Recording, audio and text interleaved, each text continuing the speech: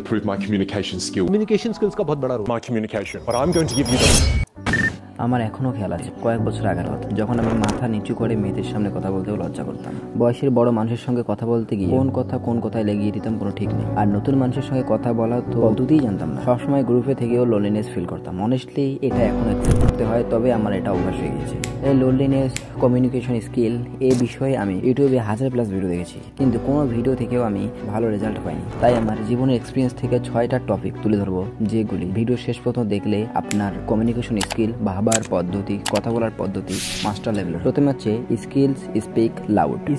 Skills সম্বন্ধে আমি 400+ ইউটিউবে ভিডিও দেখি, কিন্তু সবারই ওই একই জ্ঞান। তা হলো আই কন্ট্যাক্ট ঠিক করে কথা বলা, বডি ল্যাঙ্গুয়েজ ঠিক রাখা। কিন্তু কেউ তোমাকে একটা কথা বলবে না। লাউডলি স্পিকের জন্য কিছু ভ্যালু দরকার, কিছু অ্যাচিভমেন্ট দরকার। Let me explain. ধরুন এমন এক ব্যক্তি আছে যিনি সারাদিন বিছানায় শুয়ে র্যান্ডম মেয়ের রিল স্ক্রল করে। তার কোনো না আছে উদ্দেশ্য, না আছে গোল, না আছে ফিটনেস। সারাদিন মোবাইল ফোন নিয়ে পড়ে থাকে, আজে বাজে ভিডিও দেখে, আমাদের লোকের সঙ্গে মেলামেশা করে না। তাহলে এমন ব্যক্তির সঙ্গে কে বা কথা বলবে? তুমিও তো বলবে না। কথা বলা তো দূরের কথা, নোটিসই করবে। মোট কথা, যদি তোমার কাছে কোনো রিয়েল স্কিল বা ভ্যালু না থাকে, তাহলে দুনিয়া তোমার কথা হাসবে।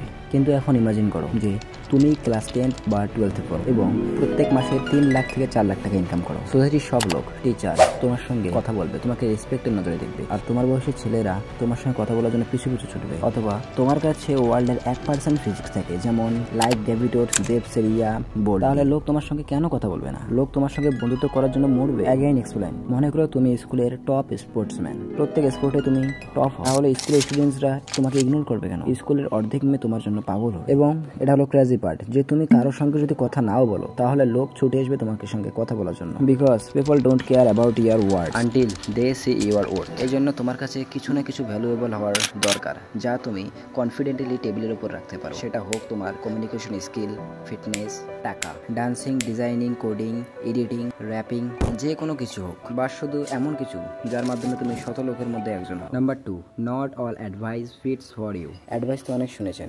ইউটিউব, রিয়েল লাইফে, কিন্তু এমনও তো হতে পারে সেই অ্যাডভাইস তোমার জন্য না, যা অন্য জন্য কাজ করছে। হাউএভার, এই ফেমাস ডায়লগ তো শুনেছেন যে আই কন্ট্যাক্ট ঠিক রাখার জন্য প্রথমে কপাল বা ভুরুর দিকে তাকাতে হয়। হ্যাঁ, আমি এটা করেছি রিয়েল লাইফে। কিছু লোকের সাথে কথা বলেছি, কিন্তু দেখেছি তারা কিছুক্ষণ পর আমাকে নার্ভাস, কনফিডেন্ট লেস ভেবেছিল।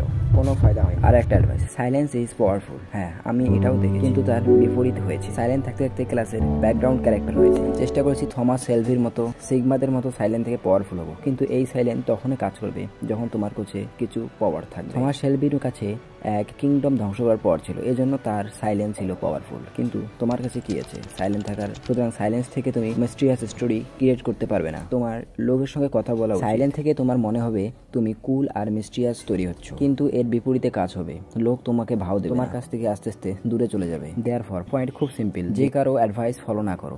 রিয়েল লাইফের এক্সপিরিয়েন্স নাও, এক্সপেরিমেন্ট করো, আর তোমার নিজের অ্যাডভাইস ফলো করো। Number 3, stop information collecting, start communicating. এখন আমি তোমাকে একটা অনেস্টলি কথা বল। কমিউনিকেশন স্কিল নেওয়ার পর মানুষ সর্বপ্রথম কি করে? কিছুই করে না। আমিও আগে এমন ছিলাম। বই পড়েছি, read people like a book, mastery emotion, এবং অনেক ধরনের ভিডিও দেখে, কিন্তু কোনো ফায়দা হয়নি। আমিও ওই ভুল করেছি যেটা 90% লোক বর্তমান করে, সেটা হলো অ্যাপ্লাই। কমিউনিকেশন স্কিল সম্বন্ধে বই পড়ো আর ভিডিও দেখো, কিন্তু সবচেয়ে গুরুত্বপূর্ণ হলো অ্যাপ্লাই। খুব ভালো একটা এক্সপিরিয়েন্স পেয়েছি ইউটিউব ভিডিও থেকে, যেটা হলো স্কুলে গিয়ে আমার বন্ধুকে পেছন থেকে ডেকেছি, সৌরভ। সে দ্রুত গতিতে আমার কাছে ছুটে এসেছে। তার মুখের মধ্যে ছিল রেসপেক্ট, তার চাহনি ছিল আলাদা, কারণ নাম ধরে ডাকায় কোনো ব্যক্তি রেসপেক্ট ফিল করে। Number 4, cheap content, cheap thinking. এমন এক সময় ছিল যখন আমি ইউটিউব ওপেন করেছি মিম দেখার জন্য, সিগমা মেল এডিট, আর এটা ছিল 5 মিনিটের ডোপামিন।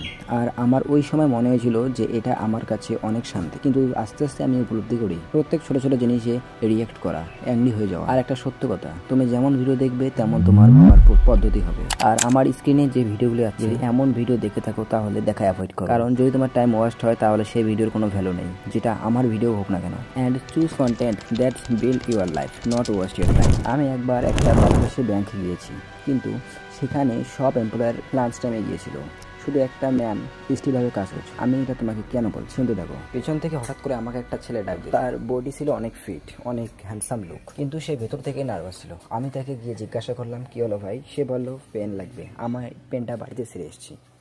আমি তাকে বললাম সামনের টেবিলে ম্যামের কাছে পেন আছে নিয়ে নাও। তখন সে বলল তুই গিয়ান, আমাকে অনেক লজ্জা করে। আর আমি এটা থেকে অনেক বড় একটা জিনিস শিখে গেছি। এই যে 13 থেকে 20 বছর বয়স পর্যন্ত যে জীবনটা আছে, এটাতে যত রিজেক্ট হওয়ার হয়ে নাও, যত নিচে যাওয়ার যাও, যত ভাঙার ভাঙো, যত পারো রিজেক্ট হও। কিন্তু এই সেম ভুল যদি তুমি 25 বছর প্লাস হওয়ার পর করো তাহলে সেটা আনএক্সেপ্টেড। সুতরাং ডোন্ট বি শাই, বিকাম শাইমলেস। ওই ভাইটা বড় ছিল, অনেক হেলদি ছিল, পড়াশোনা ছিল, কিন্তু সামান্য পেন চাওয়ায় সে এত নার্ভাস, এটা আনএক্সেপ্টেড। ওনার মেন্টালিটি আলাদা। তাহলে ভাবো ইন্টারভিউ ওনার কি পরিস্থিতি হয়। আর যদি তুমি ভাবো 30-32 বছর বয়স হলে আমি সব শুধরে যাব, আমি সব আবার শুরু করব, তাহলে তুমি বোকা। যখন 15, 16, 17 বছরের ছেলেরা অনেক স্কিল থাকবে তোমার থেকেও বেশি, তখন নিজেকে শুধরাতে গেলে তোমার মধ্যে ইগো আর তুমি ভেঙে পড়বে, যার কোনো গুরুত্ব নেই। You feel left guilty, you feel left behind, and for that ego become your enemy. For example, কারো স্কিল আছে মেয়েদের সঙ্গে কথা বলা, ফ্লার্টিং করা, এটা তোমার ছোট থেকে হওয়া উচিত, কিন্তু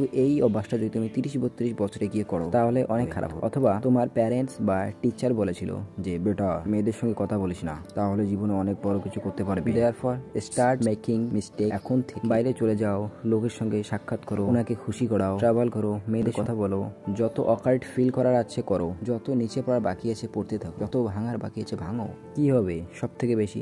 রিজেক্ট হবে, 2-4 লোক মজা নিবে, একটু সম্মানের ঘাটতি হবে, সবাই হাসবে, কোনো ব্যাপার না। কারণ বেজ্জতি তখন হবে যখন তোমার বাড়িতে মিস্ত্রি ভুল কাজ করছে আর তুমি কিছুই বলতে পারছো। বেজ্জতি তখন হবে যখন তোমার পাশের ছেলে তোমার বয়সের ছোট অনেক মেয়ের সঙ্গে কথা বলে ফ্লার্ট করবে আর তুমি ওই বয়সের ছুট্টা মেরে মেরে তোমাকে শেষ করে দিবে। বেজ্জতি তখন হবে যখন তোমার থেকে 15, 16, 17 বছরের ছেলের ফিটনেস ভালো থাকবে, ফিজিক্স ভালো থাকবে, অ্যাট্রাকটিভ, মোস্ট অ্যাট্রাকটিভ থাকবে, আর তুমি তোমার নিজের দিকে দেখতে পাবে, কারণ তুমি কনফিডেন্স। সুতরাং এখন থেকে যত পড়ার আছে পড়ে নাও, যত রিজেক্ট হওয়ার আছে হয়ে নাও, কারণ এভরি মিস্টেক লার্ন চ্যাপ্টার। আমার এখনো খেয়াল আছে আমি স্টেজে প্রথমবার স্বাধীনতার বক্তৃতা দিতে গিয়ে অনেক ভুলভাল লাইন বলে, দ্বিতীয়বার ট্রাই করেছি, মোটামুটি পেয়েছি, তৃতীয়বার একটু পেয়ে আমার কনফিডেন্স ফিরে এসেছিল, আর চতুর্থবার এবং এখন থেকে আমার কনফিডেন্স ইনক্রিজ হয়ে গিয়েছে। আর আমি বুঝতে পেরেছি কনফিডেন্স একেবারে আসে না, কনফিডেন্স অনেকবার স্টেজে পড়তে পড়তে পড়তে পড়তে আসে, এটা অপমান থেকে বের হয়। আর সব থেকে বড় কথা হলো এগুলি অ্যাপ্লাই করা।